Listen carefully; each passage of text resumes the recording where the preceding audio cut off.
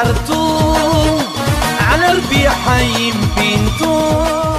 you consider Hashem as a father, as a mother, He will be next to you.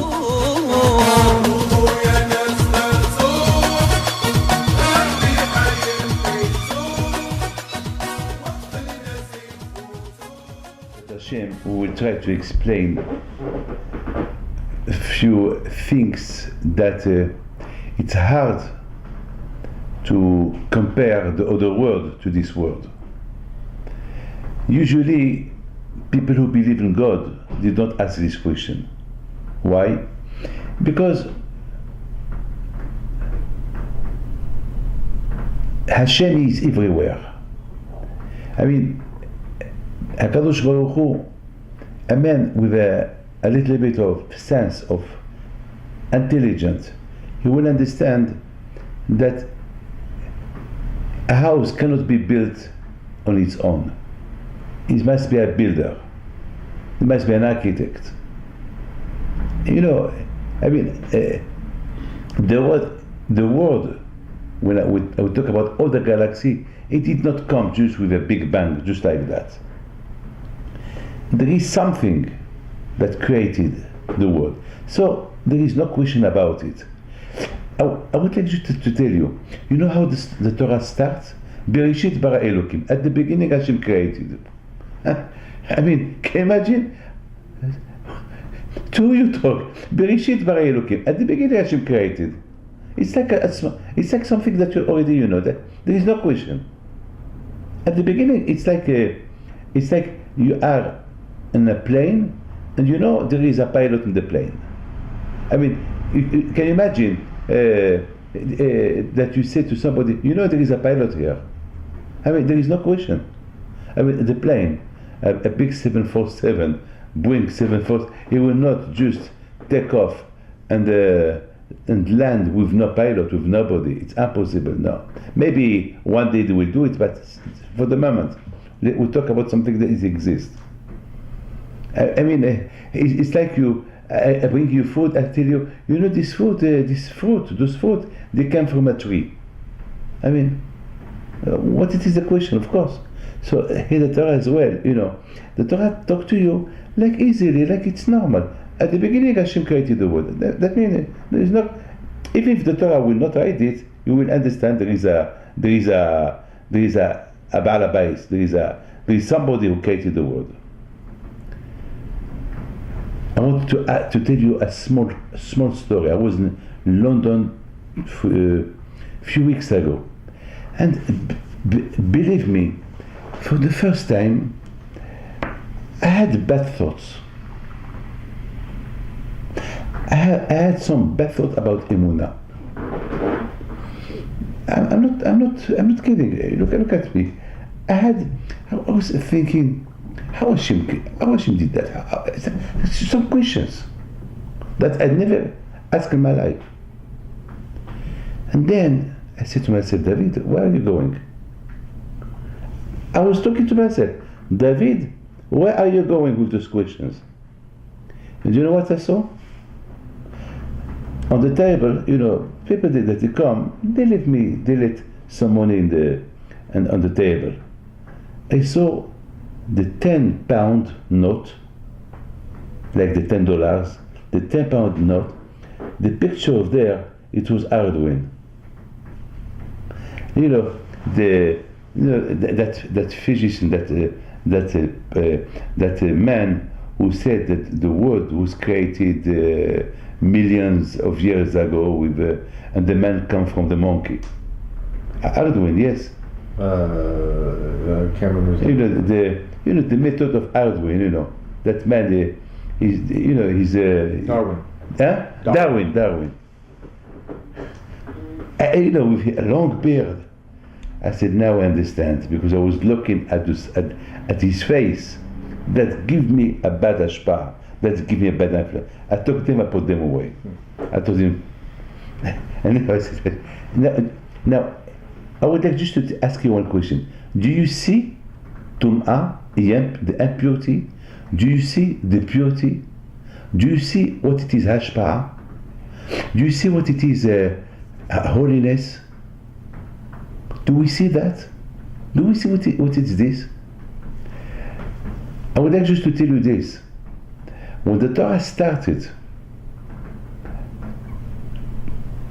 Bereshit bara Elokim, at the beginning Hashem created the world. It was easy, no question about it. There is no one will ask any question because it's normal. The world is not abundant. The world has a balabais. The world has somebody who created. It's God. It's Hashem. So there is no question. It's like do you have to give milk to the child? Of course you have to give him milk. If you don't give him milk, there is no question. So even here, Hashem, the Torah, it doesn't talk too much large. How Hashem decided to create it? Just with one shot. At the beginning, God created the world. That's it. It's up to you to believe or not. If you don't want to believe, not believe. If you are clever enough to believe, so make your research. And then you will find out. But at the beginning, you have to work hard. Well, in Hanukkah, you light the candles of Hanukkah. What we say? Hanerot halalu kodeshim. Those light of Hanukkah, they are holy. And we are not allowed to use them, only to look at them, because they are holy. Do you see this holiness coming out from the candles of Hanukkah? Do you see them? Do you feel what it is, the Kedusha of Shabbat? The holiness of Shabbat, there is a Kedusha. Do you feel it? Do we see the Kedusha? We don't see. I don't understand how you can tell me those light of Hanukkah, they are holy. You are not allowed to use them. That means to write next to them, to use their light. You are not allowed. If there is no light in the house and you have only the Hanukkah, you are not allowed to write a letter or to eat with the light of Hanukkah. It's holy. What's this? What is this? I can believe something that I see. Something that I don't see. You have to explain me. There was a teacher, a communist teacher. He was teaching some students. He told them, look, you have to believe only what you see. What you don't see, you don't believe. So, only what your head see. What your eyes see. So, God, do you see God? No, so you don't believe.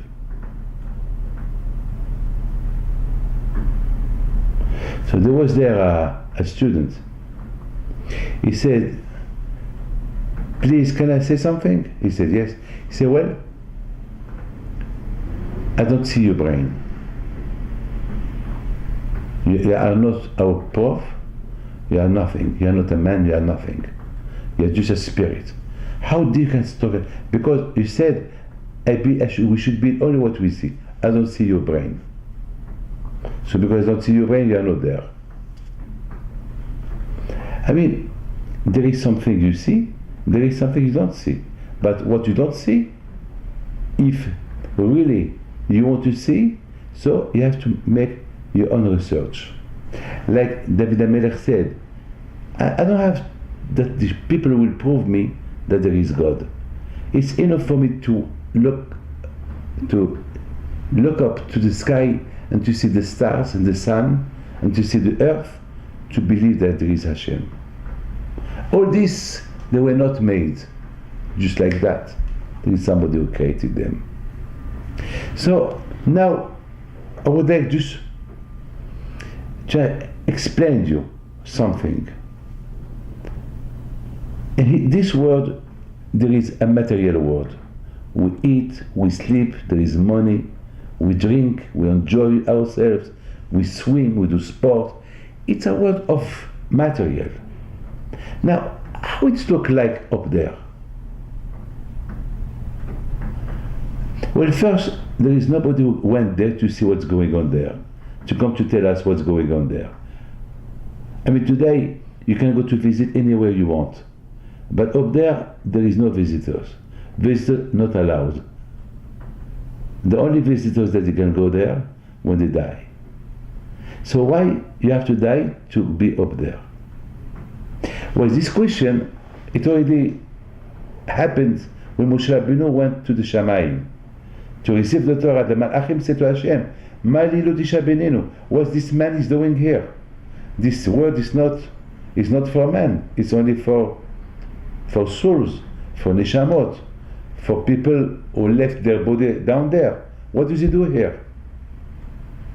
So that means up there is no food, there is nothing, there is no drink, there is no schlafen, there is no sleeping, there is nothing. What? And the pleasure there you cannot imagine. But what pleasure? We don't know, because nobody went there. So please tell me, nobody was. So how can you want to make me believe that there is something up there? Why there is nobody? Nobody came from there to tell me what's going on there. There is no film. There is no video. I don't know what's going on there. How can I? Maybe there is nothing. So you cheat me. So tell me. All those questions are good, but Hashem, He gives us the Torah. Through the Torah, you can test what it is, and that Torah came from up there. Moshe Rabbeinu went there. The question is, why Moshe Rabbeinu he did not left his body down here and go and bring the Torah? Why his body had to go up there? Why? I mean, that was the question of the Malachim. Ma li lo tisha benenu? What this man is doing here? So Hashem told them he came to receive Torah. He said he came to receive Torah, but and that he can't. I mean, Torah it's very spiritual. Torah it's light, it's holy. It's this body. What is? They wanted to burn him. So Hashem protected him, that the Malachim will not burn him. But the question is, why he had to go with his body? The answer is, the only way that the body, because don't forget one thing, Moshe Rabbeinu, he went to bring the Torah from up there, and he went with his body. So that means that the Torah, it matched the body. Hashem, he wanted that Moshe Rabbeinu, he will realize that the Torah, it's like a levush, it's like clothes, it's like something very spiritual that only the body of Moshe Rabbeinu, he had to test something up there. If Moshe Rabbeinu will not go up there, I would like just to tell you something. Sometimes you tell me a story, something that you saw something, and the way you describe what you saw, I can tell if you are telling me right or wrong. If you are an actor or you are just you saw Moshe Rabbeinu, what he saw up there, what he feel up there, what he realized up there. He did not eat, he did not drink, he did nothing, but he felt something. What he felt it only through the Torah. So if you want to feel this word, what Moshe Rabbeinu felt up there, through the Torah. That's what Moshe Rabbeinu brings down here. And I promise you, the best pleasure that I have when I understand something in the Torah. One day somebody give me a big amount of money, big, to buy a big yeshiva. You know, to buy this yeshiva, it's a big amount of money. And at the same time, I had a question in my mind. And I received the check, I saw the check, I saw how much he gave me, and suddenly, at the meantime, I had an answer for the question. And I gave a big smile.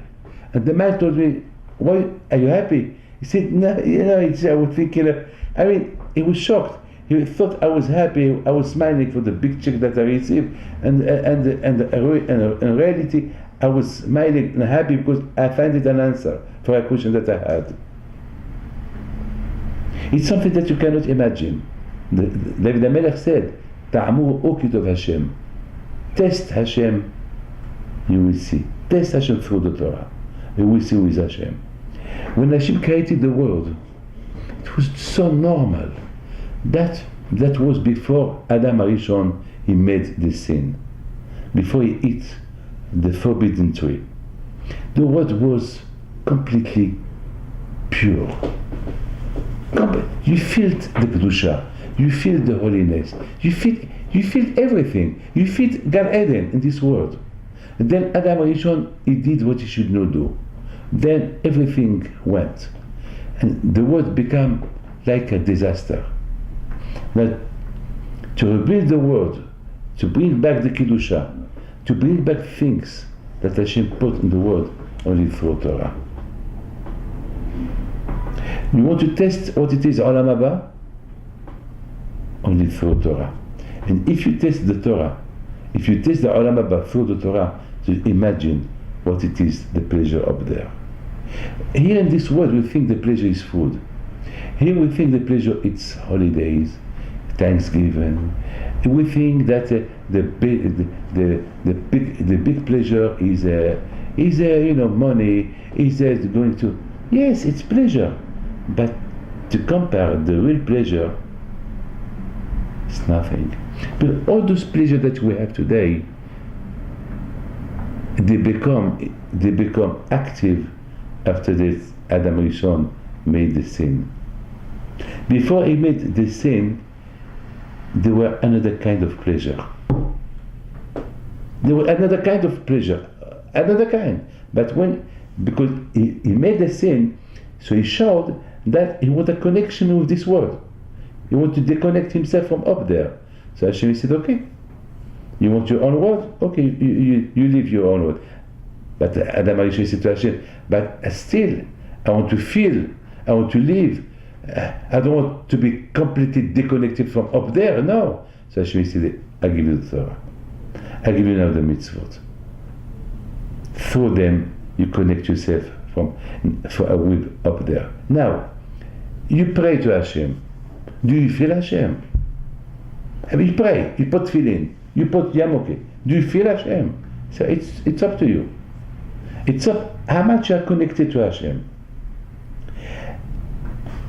Through the tefillah, through the learning, the Torah, good things, we test a little bit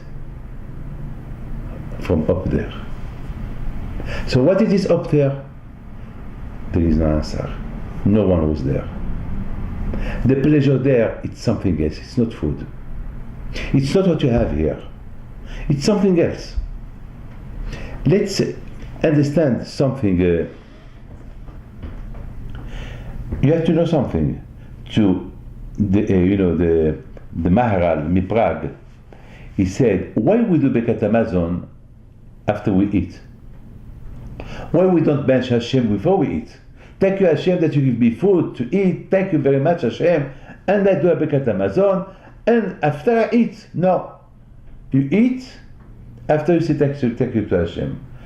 I mean, the logic is, you want to buy something. If you don't have money, don't buy. You go to a shop, you want to buy food. If you have no money, there is nothing to buy. You're not allowed. You go to prison if you steal. The Maharal Miprag said, Hachamim, they want us to do Birkat Hamazon after that we eat. Why? Because if we do Birkat Hamazon before we eat, we're hungry, we're starving, we want to eat. When you see the food, thank you Hashem, we are so excited. Our thought is, now, that means if there was no food, so there is no bracha. The Maharal Miprag, he explained, he said, after that you eat, the Yitzhara is big. Because you feel tired. You want to go to Shlofen. You want to now show Hashem that you love Him. Now you see the Birkat Hamazon. Now you say thank you to Hashem. Because it's normal that you say thank you to Hashem before you eat. But the real thank you, it's after you eat. After you eat, now that you feel very well rassasié, it's very, now let's see what you feel. So you see, let's say you you feel the spiritual. Don't forget that. Whatever you eat, whatever you do, there is a bracha. That means even the material, anything that is material, we make it spiritual. You want to eat, you do a bracha. You wash your hand. Everything. Through the material, we can feel the spiritual. I mean, the money is good. Through the money, you can do a lot of millions of mitzvot. For yourself, for others. Through the food you eat, there is you keep your body going to serve Hashem. When you light the candles, do you see the kedusha? Look, the woman. They light the Erev Shabbos candles. They say Baruch Atah Hashem Le'adlik Shabbat. This is a spectacular moment when the mother, she pray for her children when she light. But if somebody look at this woman lighting the candles, doing all those things, he will not understand what she's doing. What she's doing. You see, but if you ask that woman, what do you feel? She'll tell you, I feel something. But what? She will not explain you. You light the Nerot of Hanukkah. We feel something, but what? There is no answer. We don't know. But the more you know about Hanukkah, the more you will feel what it is, this light. The more you know about Shabbat, you will feel more about this light of Shabbat. And the more you know about feeling, the more you know about mitzvot, you will realize what it is, the Kedusha, the holiness. So that means you can live in this world, this Olam Hazeh. You can bring Olam Haba to Olam Hazeh. You can bring the other world here. What you feel through those mitzvot, just imagine, if you feel like yesterday, you, Sheldon, you told me yesterday that your daughter, she sent you a picture from a soldier that was in the bus praying with tefillin. And you told me it's an amazing picture. What's amazing about this picture? What it is this picture? It's a picture that your daughter, she was in the bus and she saw a soldier praying with tefillin, and she took a picture. Even the way she took a picture, that means your daughter, she was impressed. She felt something. Those soldiers, they're connected to HaKadosh Baruch Hu. Oh. And she sent you the picture, and you keep the picture, you look at the picture, and you feel impressed about the picture. What? What you saw in the picture? What? Well, there is no explanation. The more you are connected to Hashem, you feel what others don't feel.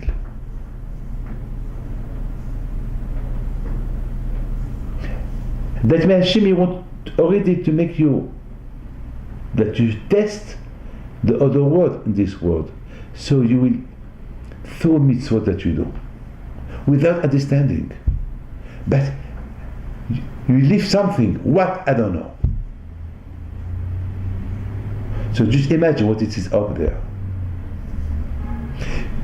If you know the story about the Hashmonaim, if you know the story about the miracles that Hashem made with the Jews when they were at that time, when the Greek came to Israel, and they forbidden the Jews not to study Torah, not to put tefillin, not to respect Shabbat, not to do Brit Milah, not to do, women should not go to the mikveh. Can you imagine all this? Can you imagine?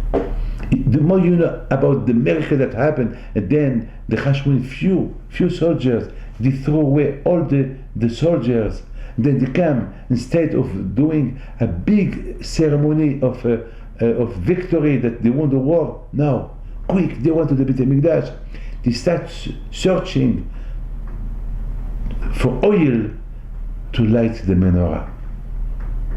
The more you know about that, the more you connect yourself on this mitzvah, you will feel something that no one can understand. That's why you just look at them, you watch them. But not, you don't watch them like you watch a television. You see a television, you see a film. Here, it's a film, lehavdil. It's a story that it's in your mind. It's a holy story. It's a true story. The more you connect yourself to that story. What is the story of Hanukkah? The story of Hanukkah, it's the fight against assimilation. The Greek wanted the Jews to be assimilated through their culture. And we fight it. We don't want. We respect you, you Greek people. We like you. We help you. We are your friend, but we don't want your culture. We are ours. That's what the Greek culture, we call it darkness. Because there is no way out. There is no. Just eat, sport, muscles. This is my tachlis. This is all about. All my life I have just to eat, drink, sleep, muscles, and then die. That's it. What is the purpose? There's a purpose. There's something. I mean, can you imagine? I mean, sometimes I don't understand people. What their purpose is. You know, there was a woman this week. I think she's a very, very rich woman. Very, very rich woman. And she's depressed. Very depressed. Why she's depressed? Because her husband, he bought her a diamond that it cost only $15 million. And she saw another diamond with earrings, altogether $32 million. And she was very upset, and she came to ask me to give her an advice how to behave, how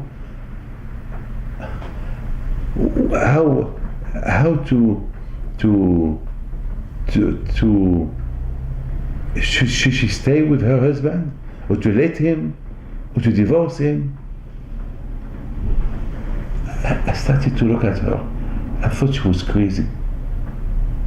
I thought she was mad. So I told her, Madame, let's say that your husband will buy you 100 million jewelry. What you do with them? It's only 1 minute pleasure. The first day we'll have a big pleasure. Then after, there is no pleasure. Honest, between you and me. You buy a beautiful jewelry, there is only one pleasure for 1 minute. After 1 year, she already wants something else. What about the one that you bought last year? No, it's finished. It's in the box. It's in the box, I don't want it anymore. I want something new. So there is no pleasure. You see, even with those jewelry that they are very expensive, they have no nachas from them, no satisfaction. Got no satisfaction. You do a mitzvah, you cannot imagine. There is no price. The pleasure of a mitzvah. I saw in one book, he said, we never saw a man who did a mitzvah that he regrets why he did the mitzvah. But a man who do avera, always he regrets why he did it. After he do it, he regrets why he did it. But we never saw a man that he give a big check, or he give a big tzedakah, or he woke up to go, I don't know. He will not regret the mitzvah that he did. Okay, it cost him a lot of money, but he will not regret. Look, somebody who supposed to do avera, and thanks God, he avoided the avera and he did not do it. Will he be sad or happy? He'll be happy that he did not do it. But a man who steals money from somebody, or a man who went out with a woman, a married woman, once all the pleasure went, he regrets. Why I did it? Why I did it? In the sukkah, let me just tell you this, in the sukkah. We say in the sukkah, there is there Hashem, there is Abraham, there is Yitzhak, there is Yaakov. I would like to ask you one question. I would like to invite you to my sukkah next year. And I would like to ask you, hey children, do you see Abraham, Yitzhak, Yaakov, Moshe, Aaron? No. But Hachamim said that they are there. How can they be there? And there is millions of Sukkot around. How can they be there? How can they be in my sukkah, in your sukkah, in his sukkah, in New York, in Manhattan, in Morocco, in Israel, in I don't know how. But if Hachamim said, so it is. What? The Kedusha of them. It's like the sun. The sun, when the sun lights a place, he don't light only your house, he lights all houses. He lights everywhere.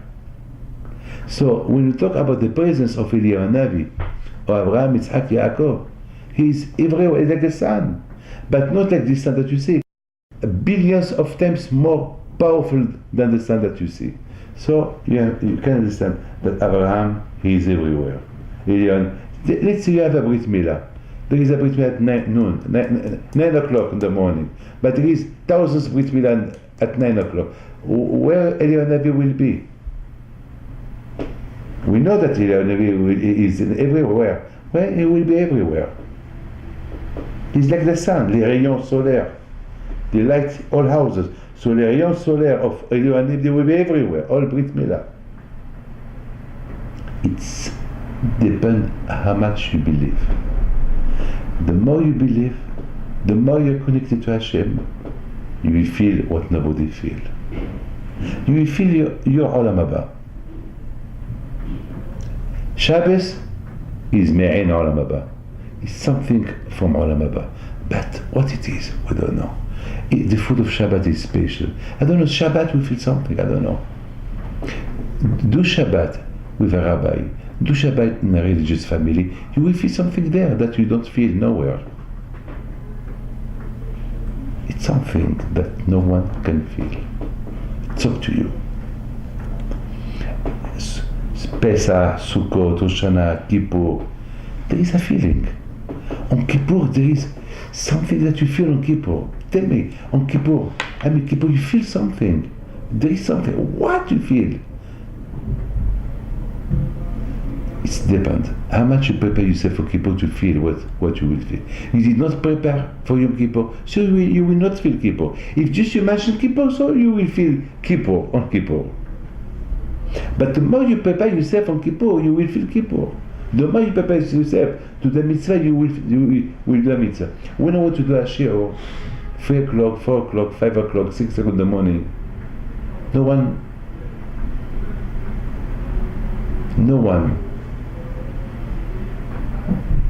he will wake me up. Well, no one. I woke up myself. The shiur woke me up. The Torah woke me up. Hey, David, you have a shiur in 1 hour. Wake up.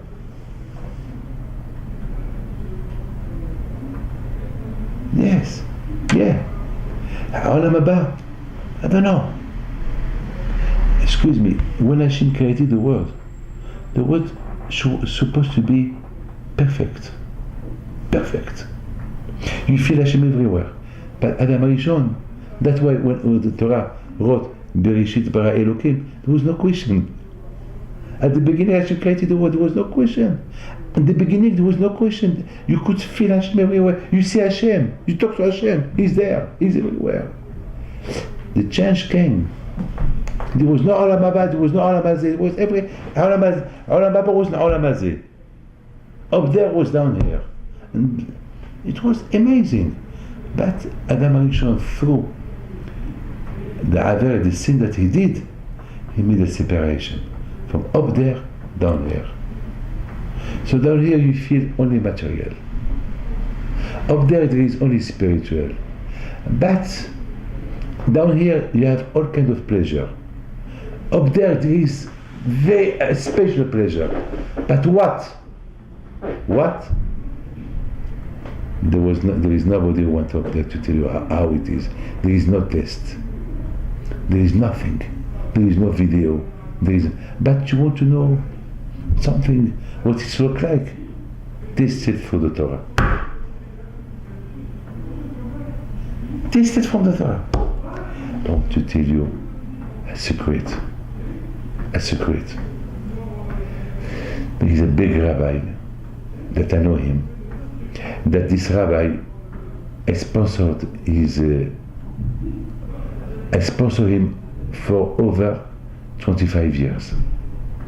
I used to give him $1,000, then I helped him to get married, and then I give him today a few $1,000s every month. This man, he was a mannequin, a model man. And one day he came to my shiur. I was giving a lecture in Lyon, and he came, and he listened to the shiur. And he started to become Jew. And today he is in Israel. He's a rabbi. He converted himself. And he wrote a lot of books. And I told him, you are a mannequin. You know what is a mannequin? Mannequin, it's a top model, the man that they put pictures with model, you know, in magazines, you know, suit like for Dior, for Chanel, you know, mannequin. Yeah. That's what he was before.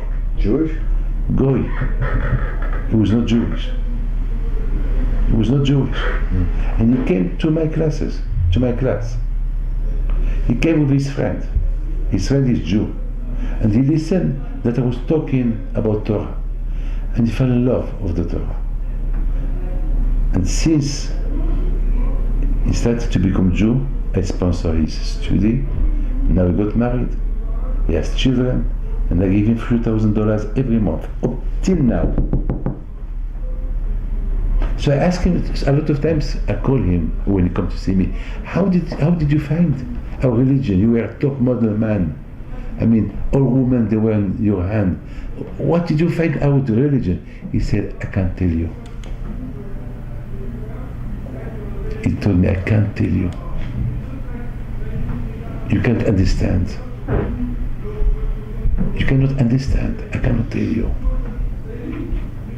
I mean, can you imagine a man that he was down Tum'ah, and he realized Kedusha. What he saw, what he felt, I don't know. If he felt he was a goy, and he felt what he felt, and he become a Jew, he become a rabbi, what about me? That my father is Jewish, and my mother is Jewish. The matzah, the situation changed. I would like to tell you something. There is a pasuk. It said, when Hashem created the world, "V'choshech al penei tehom," and the darkness was in the surface of nowhere. Tehom, that means nowhere. You know what is tehom? It's like le vide, empty space. Void. Empty space. What the meaning? The choshech, the darkness, was on the surface of a void, of an empty. I mean, how? What that mean? You know the Yetzer Hara. He is a darkness. The Yetzer Hara, he covered the void. He covered the empty space. You think it's full. He show you from an empty space something, but there is nothing. There is nothing. There is nothing. Be careful. You will, if you go there, c'est comme du sable mouvant. It's like the sand. There is somewhere. There is sand. Quicksand. Huh? You sink. You see sand. You think it's land. You walk there, boom, you die. It's very, very clever. V'choshech al penei tehom. You see the darkness on the surface of nowhere. And you think there is something, there is further, you can walk. No, it's danger. Be careful. Be careful. Yes, sir. This is, the Gemara said, V'choshech al penei tehom. The darkness is the Greece. The culture of Greece. Don't believe in God. There is nothing. This is the Choshech. V'choshech al penei tehom. So they bring you culture. They bring you sport. But this sport is only a surface. There is nothing. There is no. Yes, a good sport. It's good to serve Hashem with the sport. Yes, to have but just sport. All your life, just woman, sport, just television. No, it's not good. The Greek, he said, they said, believe what you saw, what you see. Don't believe what you don't see. They talk to you about God. There is no God. There is nobody. So Hashem gives us the Torah. So Torah will feel something. Yes, I would like just to tell you something. You know, Rosh Hashanah, Kippur, something happened on Pesach. Something happened on Pesach. Why we do Pesach? Because there is a history. There is a history in Pesach. So we have to remember, it's our culture, it's our history. So we talk about history, because after Pesach we receive the Torah. So we prepare ourselves on Pesach, with the Pesach, because when after Pesach it is Torah. There is where we receive, it's a preparation. This is all about Yehuda. The two sons of Yehuda, they died, but because when they got married, they had a relationship with their wives, but the sperm, they did not leave it inside to get pregnant. They threw it outside. So Hashem killed them because it's if you waste sperm, it's like you kill somebody. Sperm is alive. Mm-hmm. So Hashem said, so they die. So somebody asked me a question. He said, Rabbi David, why Hashem did not punish the Shevatim? Why did not punish the tribe about what they did to Yosef? Hashem punished, okay. Why did the two sons of Yehuda, because they did what they did, Hashem punished them? What Hashem did not punish those brothers that they took their brother and this. Can you imagine what it is selling? Please, children, explain. Can you imagine what it is to sell somebody? Is it normal to sell somebody? How? Why Hashem did not punish them? Right away should punish them. It's like they killed him spiritually, because they sold him to people that there he will become he will be assimilated. He was a handsome man. Why Hashem did not punish them? It's a question that somebody asked me.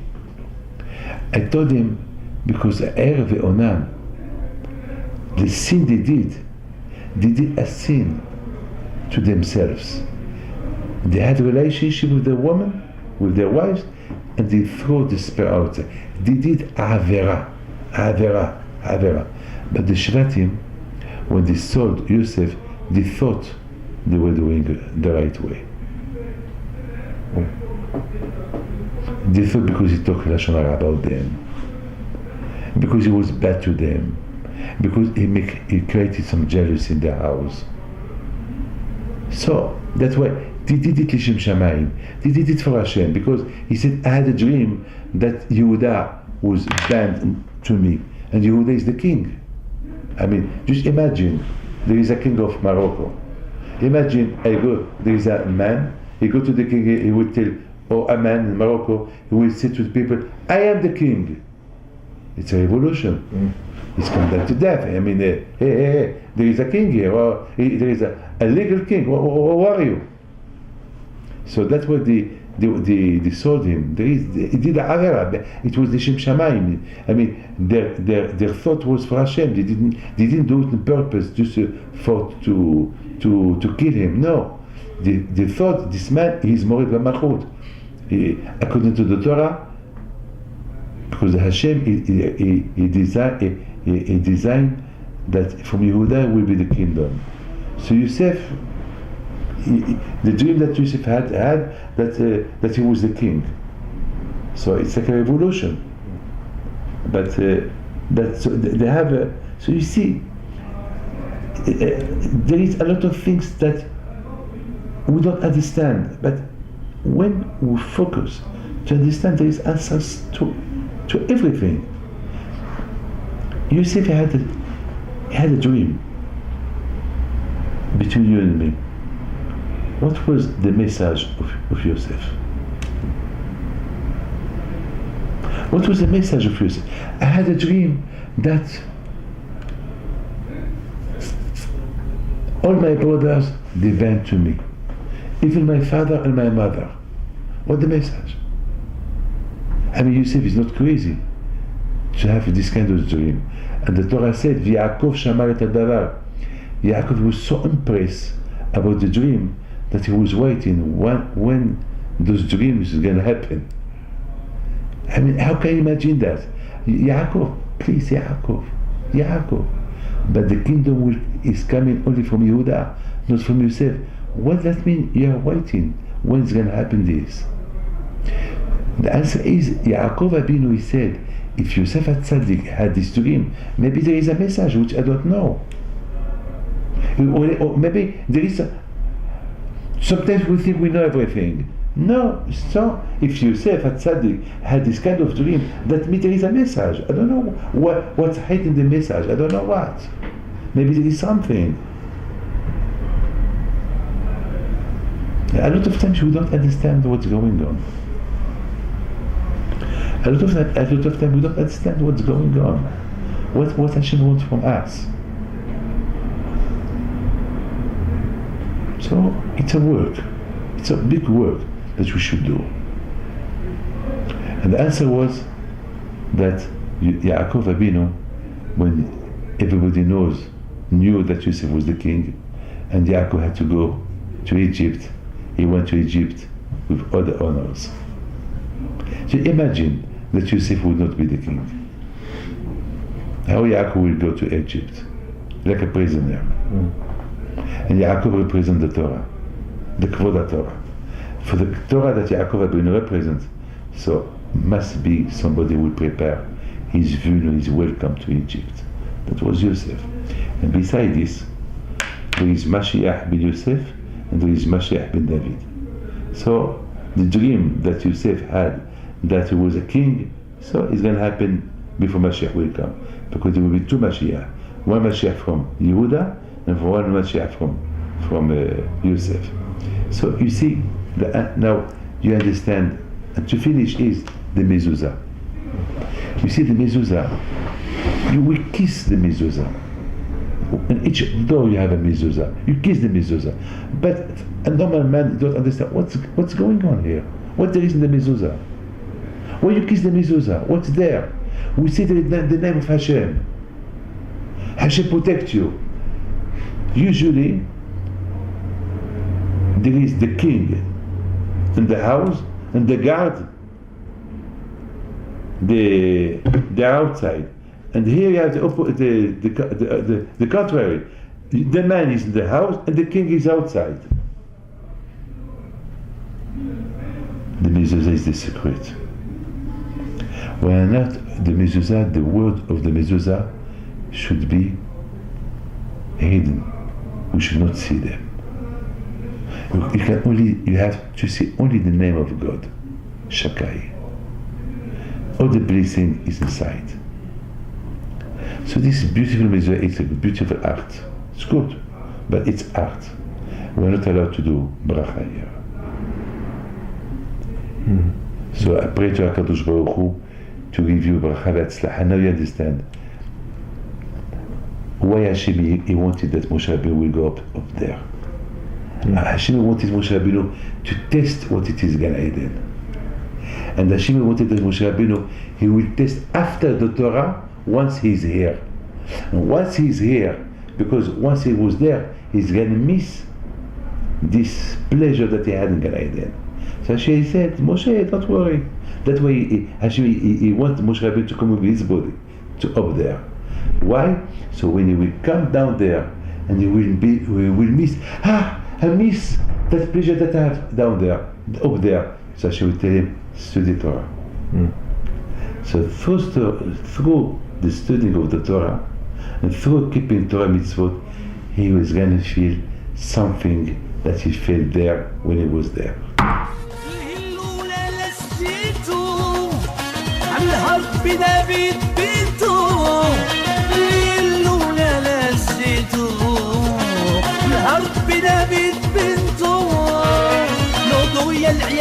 صغرتو على ربي دافيد